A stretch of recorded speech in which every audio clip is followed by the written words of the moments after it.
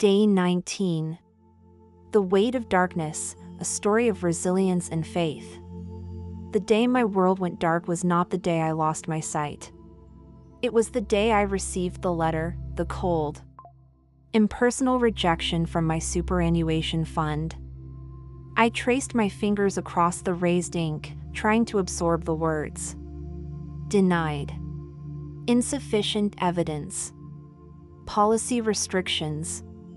Bureaucratic phrases that had no place in the life of someone already struggling. I sat in my quiet house, a house I was still paying off, and felt the walls closing in. The irony was suffocating. I had spent years working, contributing to this very fund for a future I could no longer see.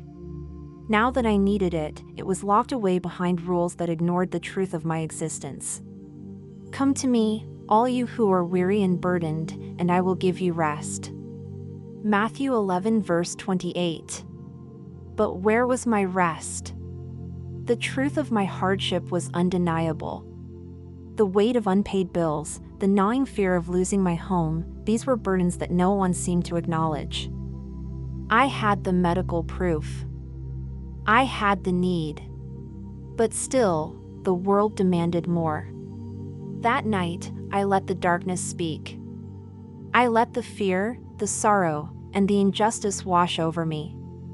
And then, I prayed. Not for a miracle, but for the strength to fight. The next morning, I took action. With the help of friends who became my eyes, I compiled every medical record, every legal document. I wrote my appeal with unwavering resolve, demanding not charity, but justice. My words carried the weight of my struggle, my perseverance, my truth. I sent it off, knowing it might still be refused, but understanding that my fight was not just for myself. It was for everyone who had ever been told no by a system that should have said yes. The lesson of hardship. Life does not measure fairness the way we do.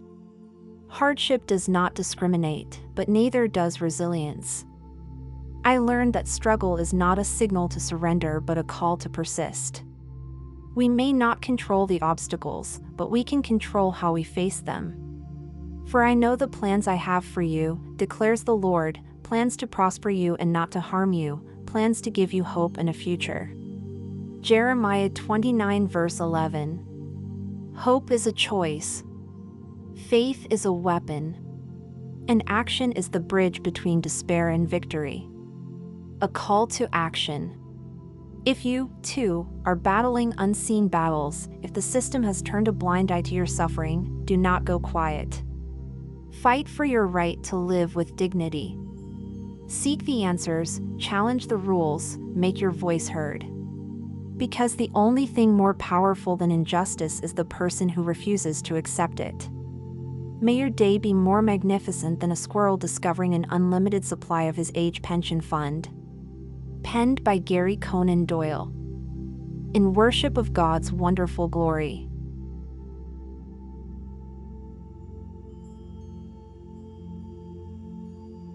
Hey, thanks for listening. If you're still here, something in this story or song clicked with you. So here's a little secret.